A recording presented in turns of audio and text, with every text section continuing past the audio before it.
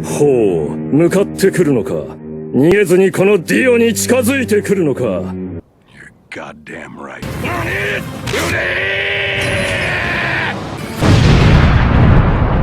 So, For Honor is a game that was released by Ubisoft in February 2017. It was on my wishlist for, I'd say, about 3 years, and I played the first version of the game at a convention centre the same year, and picked it up when it became free for PlayStation Plus owners. The game perfectly appealed to me as someone with a long-standing history hyperfixation, especially with the Crusades, as all teenagers have a healthy obsession with. Currently, I'm standing at around 2,000 hours in the game with 163 reps spread across most of the roster, and I have no intention of stopping. While my time with For Honor tends to be very on and off, it is still the one game I've consistently went back to for the past 5 years, but I know a lot of people who have never touched the game and only know of it because it's on par with Overwatch for being rage-inducing. However, the game is still fun, or at least I think it is, and it's really made for people who even have a mild interest in it. It still baffles me that a game with a combat system so intricate, customization so vast, and opportunity for elated buffoonery spreading as far as the eye can see have this little hype around it, especially with all the initiatives that Ubisoft has taken to make the game more accessible.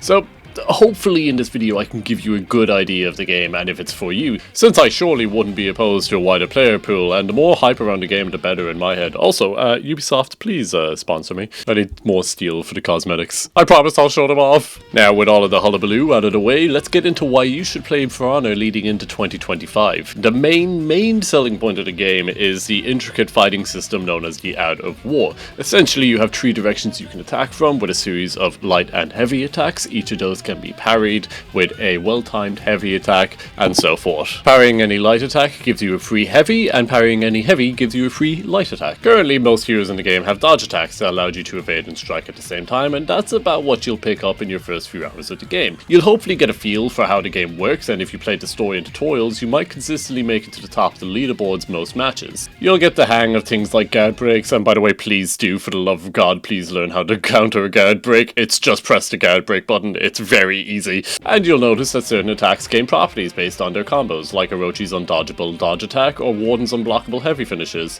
But you've been playing the game for a while now, and parrying this is no problem for you. What did he just do?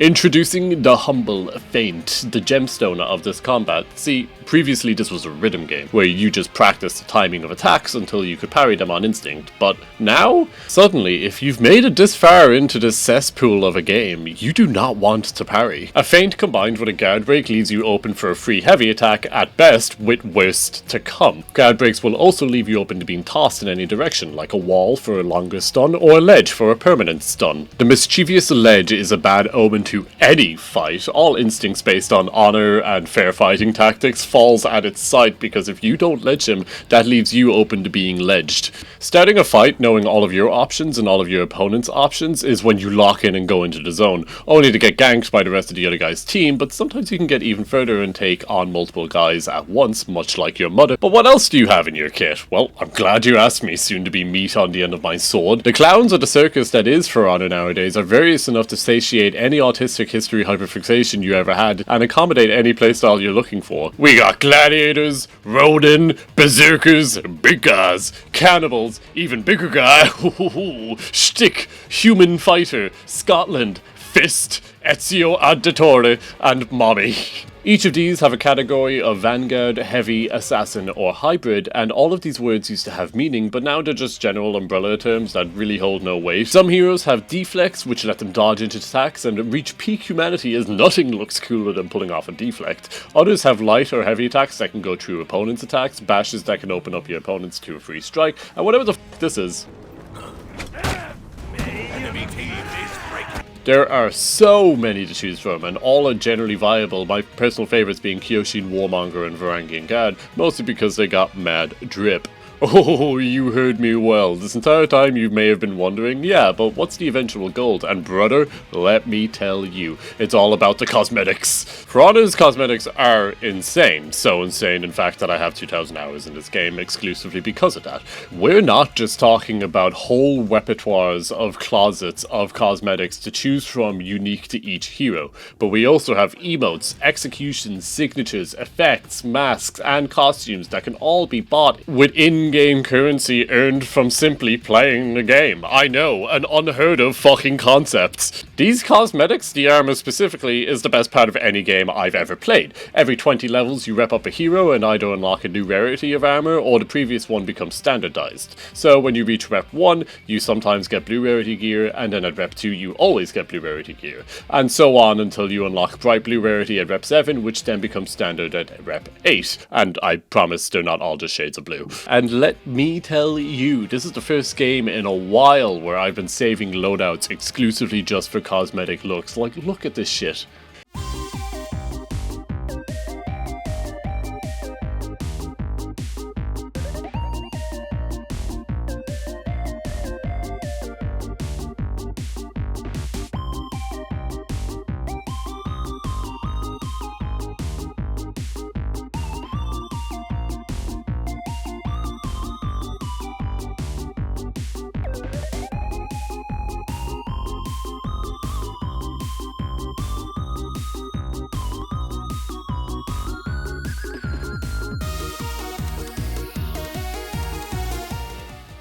Now, the game does have a battle pass that contains cosmetics exclusive to that battle pass, but we frequently get new drops in cosmetics and executions, and you couldn't hope to get bored of the options already in display.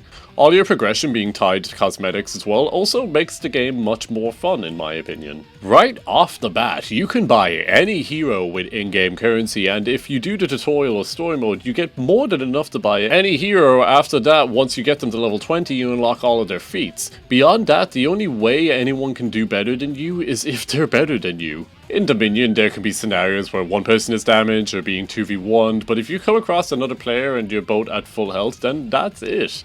This turns every encounter into a puzzle of trying to figure out how to come out on top. The transition between mindlessly throwing out attacks to overwhelm your opponent and learning to trick your opponent into leaving openings is rougher than the sandpaper floor experiment, and it is where most players either sink or float. This only gets multiplied the more players are around you. Nothing will ever beat being able to take on 4 players too carefully, considering every action at your disposal and every one at your opponent's disposal. Now, will you get 2v1'd, ganked and outnumbered in most matches? Yeah.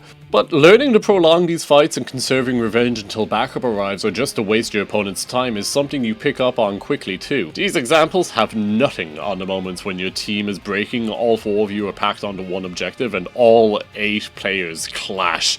It's not a series of 1v1s, but it is a bloody storm of metal and flesh, and while it may seem like chaos, well, it is chaos, but the amount of shit you can get away with is sometimes absolutely diabolical. For Honor has been the one game that means some of my friends, not you Dennis, returned to since all the way back when Black Friar released, and ever since I have seen heroes, factions, mechanics, game modes, maps, cosmetics, and so much more introduced to this game, and every edition feels so welcome. Not in a long time has a hero been released in an absolutely broken state, and if they ever were, it wasn't too hard to fix. Along with that, bit of a controversial opinion, but I absolutely love Sohei. Now, is he a properly balanced character? Debatable. Making characters who focus on a near one-shot condition always runs into the problem of either feeling too overpowered or too underpowered without much room in between, but considering the previous drought of 2-chain attack heroes with unblockable/undodgeable finishes and dodge attacks, I'm looking at you, Kyoshin and Varangian Guard. I know you're the same person. Regardless, it's nice to get a hero that has an identity to them, so there, I love Sohei. But, since all the heroes and their armor is what draws people to the game, why don't I just briefly go through every hero to give you a quick summary of their kit. Warden, the classic knight. Most of your kit focuses around one attack string and your shoulder bashes. Not much in terms of mix-ups, but has many options for 50-50s and conditioning your opponent, and is very favourable pick for new players. Peacekeeper has a sword that hurts people and a knife that stacks bleed on them. A lot of bleeding, in fact.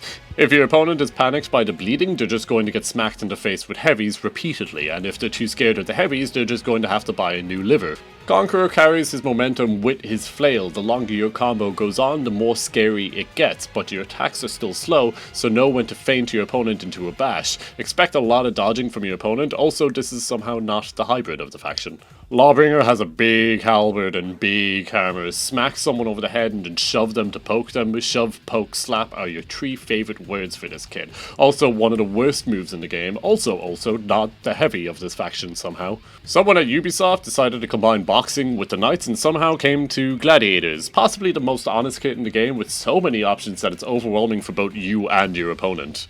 Someone at Ubisoft decided to combine boxing with, hey, wait a second, nothing beats punching the hell out of a fully armoured opponent or knocking them to the ground with a real haymaker. On top of that, some of the nicest executions in the game. First new hero I ever saw get released to the game, and finally brought the sword and shield hero I've always wanted. I said the one I wanted. Was the birth of the 2-attack combo drought, but also came with a pretty fun bulwark that allows him to flip someone over after an attack. That includes bashes, by the way.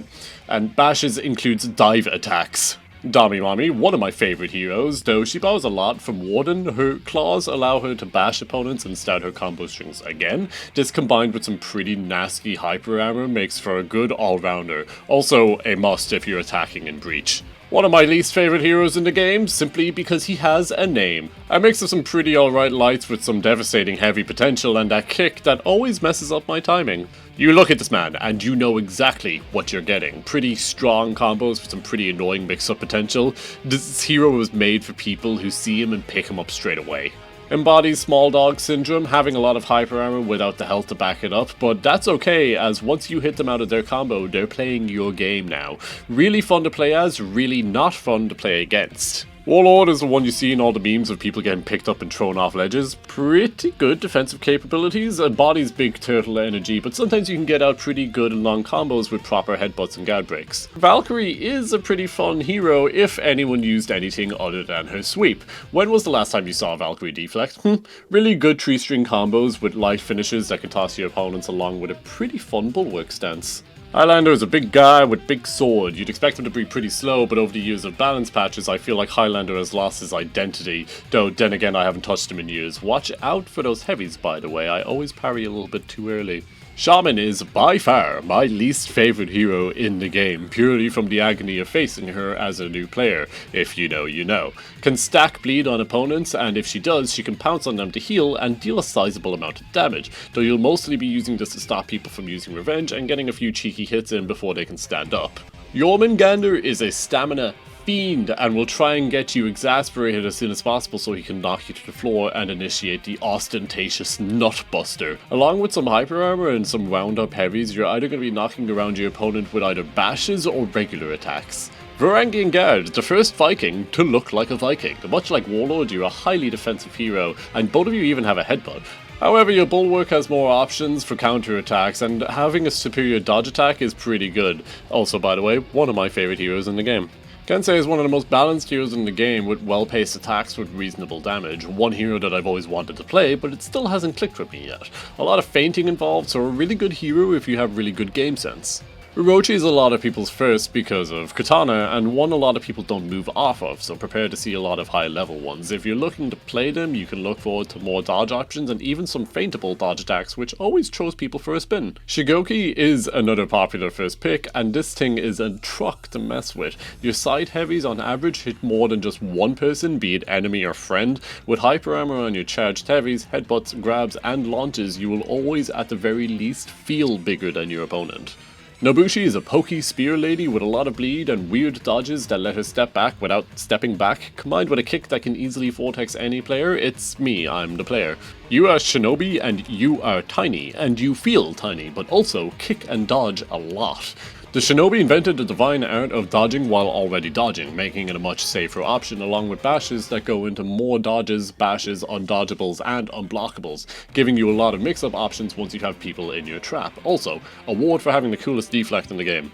Aramusha has dual katanas and is badass. Every Aramusha player is either the worst or the best one you'll ever come across, seeing how low his difficulty floor is. But once you can perfectly time your all guard and master your mix-up potential, you'll excel in the minion lane.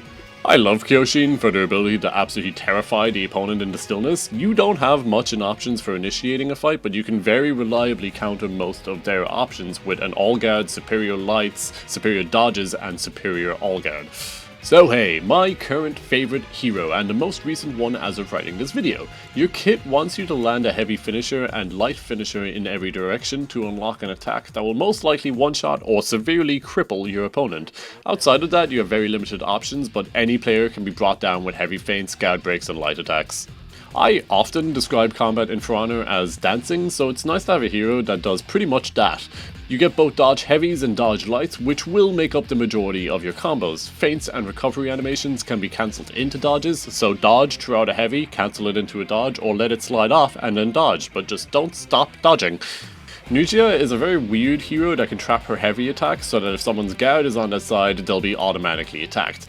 However, I normally just slap her out of it with a light attack. I haven't played her a lot myself, and I see very few with a high level, but definitely a lot of potential with her. Shaolin has possibly the most options in a single kit with your key stance that lets you apply more pressure or perfectly counter any retaliations your opponent may throw. Also, beating up knights with a stick will never get boring. Have you ever liked the trope of a character that teaches someone while fighting them? That's pretty much JJ, as he constantly critiques his opponent's form while fighting them, slaps them, and decapitates them. This works well, seeing as you have to lock in against JJ, as his feints and delights can be anticipated with just a little focus.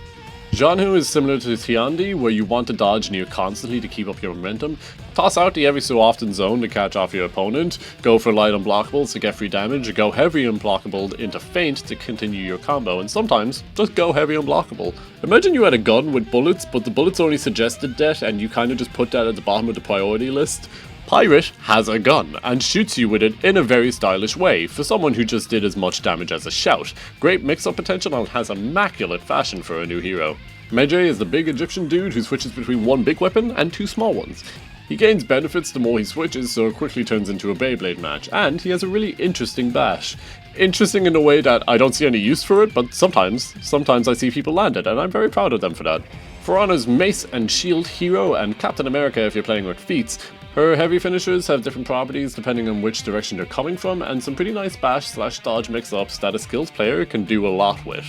Ocelotl is cursed to have infinite combo strings, but if he repeats the same move twice, it ends. You want to decide your next move in the combo as late as possible in case you need to catch them with a quick light, hit through a dodge with a heavy, hyper armor through an attack with the zone, or counter an anticipated guard break with a bash. Also, you have the Hunter stance, for some reason. And once again, all of these heroes have their own armor sets and pattern options that let you make each one feel like it's your own. Now, obviously the big question is why now of all time should you get into For Honor?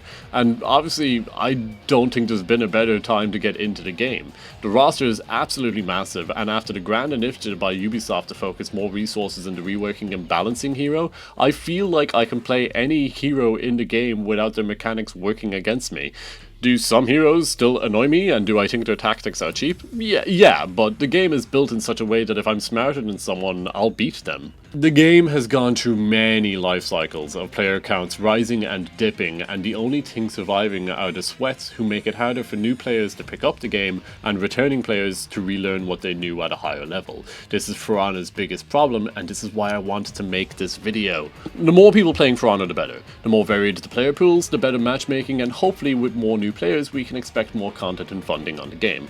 Ubisoft has gradually been peeling back the amount of content they release for the game. Most notably would be how we currently receive only 2 new heroes a year when it would have been 2 new heroes a season. We also received our first set of new maps in I have no idea how long, but they were both just repurposed from modes that no one played anyway. However, Ubisoft has never failed to pull true on player experience. Though the seasonal battle passes have exclusive emotes, executions and effect, there is still a multitude of content in the game for you to unlock, and more added every week. They recently made the arcade mode free to play. Before you needed to buy the Marching Fire expansion that would also unlock the first 4 Wulin heroes, but now the PvE mode can be played by any player and even has weekly quests. Along with this, they have hero festivals, which are active most of the time, where you can play a specific hero without owning them, and even get bonus XP for playing them. Now, this is a really fun way of letting new players try out a hero they otherwise wouldn't have considered, and giving old players incentive to try out a new hero. Through my many years, wait, how many years? Oh my god! Through my 5 years of playing For Honor, I've always felt like my experience as a player was prioritized and the fandom's input was always considered. This is one of the only games left where you can sit down and play to earn gear and progress without having to even consider dropping money on it. However, Ubisoft sponsor me so I can buy skill to show off all your game's cool cosmetics. I promise I'll make more videos. Anyway, I cannot recommend For Honor enough going into 2025. We have a lot of cool content on the way this year, and I can't wait to be there when it drops, practicing all the new executions as they drop as well. The game is almost always on sale, so you can grab it for a cheap price, and if you don't, I'll cry. See ya!